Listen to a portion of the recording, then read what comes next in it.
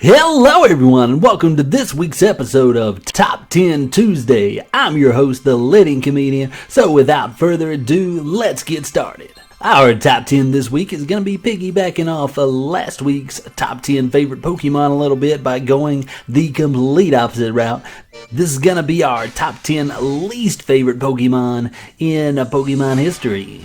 Just disclaimer, I don't have a genuine hate for any particular Pokemon.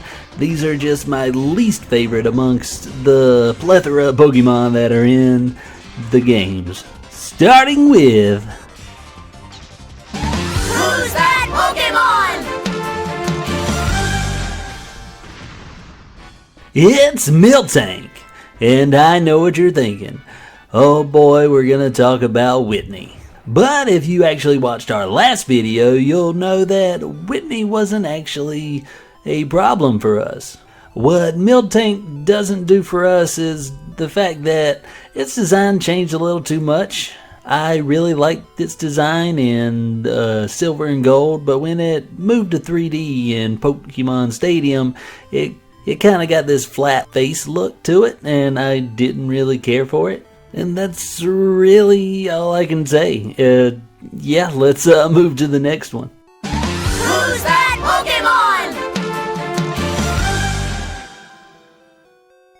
It's Magmar. As a big fan of Magmar, I was pretty excited to hear that he was getting an evolution in Gen 4. But when I actually got the chance to see the guy, he was just a bit disappointing. I can't say that Magmar always had the coolest design, but he was my favorite fire Pokemon from the first generation. And to see him evolve into this thing was... yeah, the only real word for it is disappointment. But hey, I gotta hand it to this guy. He made using Magmar as a special wall a lot easier with the Evolite, so at least some good came from it. Who's that Pokémon? It's Yanmega. I actually think this Pokemon looks pretty cool. My dislike for this Pokemon just comes from the fact that they didn't capitalize on the chance to make a bug and dragon type Pokemon. As I said, there's not a lot of Pokemon I genuinely dislike, so the first couple of these are going to be trying to scrape the bottom of the barrel. Or, well, just above the absolute bottom of the barrel. Who's that Pokémon?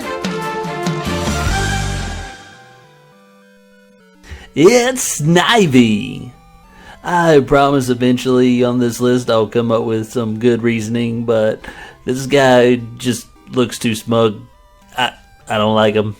From the perspective of a kid just about to start his journey, he came off kind of cocky, so yeah, he went with my boy Tepig. Go Oinks. Who's that Pokémon? It's Spectrier? I honestly don't know how to pronounce this guy's name. Anyways, this horse ghost thing had no fault of his own, took a bit of the ideas I had for what I wanted a ghost type evolution to look like. So I'm kind of mad, partially because we didn't get any evolutions this generation. Plus, I designed a Phantomion evolution a long time ago, and this is about how its feet would look where it was detached from the body. So, unfortunately for this guy, he just takes my wrath. Who's that Pokémon? It's Aromatiss. Aromatiss is more of a stand-in for a type of Pokemon I don't like, where they have a really interesting pre-evolution where I can imagine they turn into something really cool. And then I go through the trouble of evolving them or seeing what they turn into online and am just disappointed. I wouldn't necessarily dislike these Pokemon so much if I probably wouldn't have hyped up their pre-evolution so much in my brain, but Aromatiss is probably the worst about this because I really wanted to see a Flamingo Pokemon. But I think I'm finally going to get into some Pokemon I genuinely have a dislike for. Who's that Pokémon? It's these monkey things. As I made known in my last video on the subject, Gen 5 is where I grew away from Pokemon, and Pokemon designs like these guys really made that happen. I felt like Game Freak was just running out of ideas, so they just made a bunch of the same Pokemon but with different types, which seems a bit hypocritical when I really want more evolutions. But of course that's the nostalgia getting the better of me, and it's kind of Eevee's gimmick, so I think she can get away with it. I'm sure these Pokemon have a great lore behind them for some reason. I never looked into it, but they just kind of came off to me as boring and lame, and were really the Pokemon that when I looked at I just kind of had to step away. Who's that Pokemon? It's Jinx! I never really cared for the Pokemon's design, but probably what makes her so high on this list is memories of Lorelei's Jinx from the Elite Four of Generation 1. As a kid, I hadn't quite gotten the typing things down to a science. All I knew was this is the only one that my Jolteon could not kill with Thunder on Lorelei's entire team. And it was really frustrating me because I didn't actually know the Pokemon's typing. All I knew is it was not dying from Thunder, and it would always whack me back with a really hard Psychic. This just sewed it into my brain as a Pokemon I really didn't like, and its design just didn't help from then on out. Who's that Pokemon? That's Lucario! I typed up a decent sized script of what I didn't like about Lucario, mostly focusing on he's just a little bit overrated in my eyes, but that's mostly because I went through the Pearl game and didn't really care for him. He just showed up and he was kind of like a meh character, but then he kind of just showed up all over media and everything, and he became really popular. I don't really dislike him for specifically being a popular Pokemon or anything, but he was really where I kind of felt like Pokemon, the company itself, was pushing certain Pokemon more than others.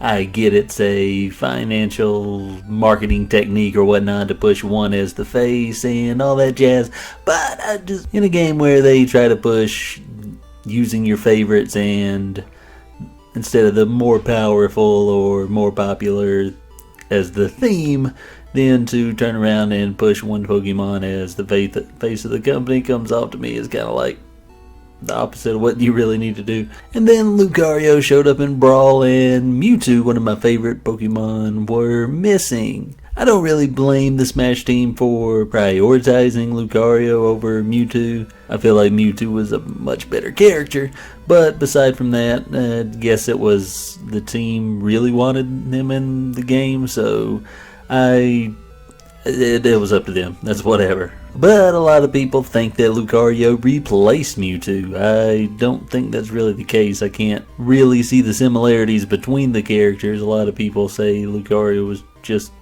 the new Mewtwo, but all that they really shared was a neutral special.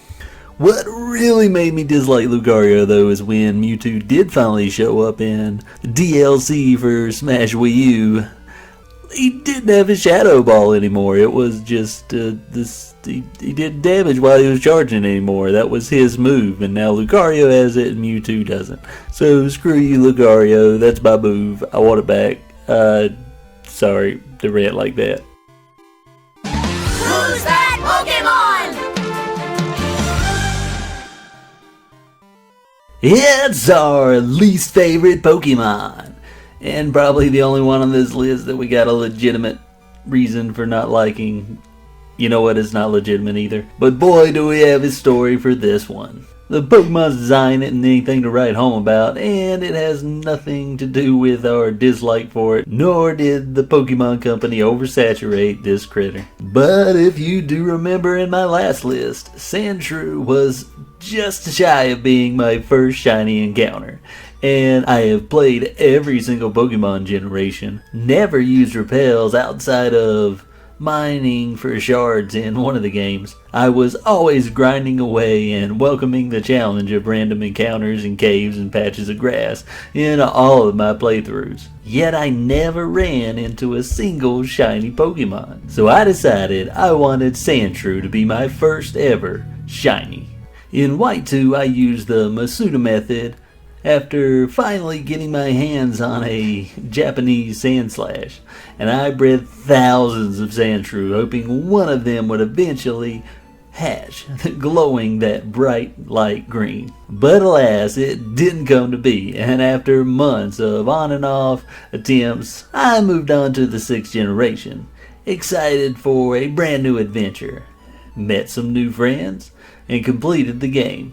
And as I found out that shinies were easier to come by in X and Y, I began to get excited. Going through all the trials and efforts of acquiring the improved shiny charm, this was an answer to my prayers. On top of having the perfect parents to make the magic happen, making the odds increase this generation to a staggering 1 in 512, I decided it was time to try again. For sure, if I hadn't encountered a shiny by now, with multiple playthroughs throughout the generations, with what I wouldn't doubt were pushing 1,000,000 encounters altogether of Pokemon, Sandshrew was going to be my first shiny. So I began to grind once more, refusing to do much else in the game until I found it. Months went by. Nothing.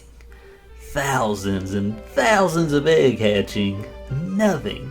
You can imagine my frustration of having bred 5,000 plus Sandshrews with a 1 in 1,024 chance with no success in White 2, and then another 5,000 plus at a 1 in 512 chance in my Pokemon Y. It seemed like a lost cause, but I would hatch a hefty handful of Sandshrews anytime I sat down to watch TV or anything where I didn't have to use my hands, and this continued for months. I guess I should say as a disclaimer, I wasn't just obsessively grinding nonstop away for months on ends to get a slightly different colored Pokemon. It was just something I did with a little bit of spare time I had found between projects and work. Occasionally I would take a trip to the Battle Mansion to duke it out with some of the trainers there, but one time I wanted to try out a new set for one of my Pokemon. I don't remember which one. I needed one of my team members to relearn a move, and I was all out of heart scales. So I moseyed on down to Azure Bay to thieve one from a certain Pokemon, and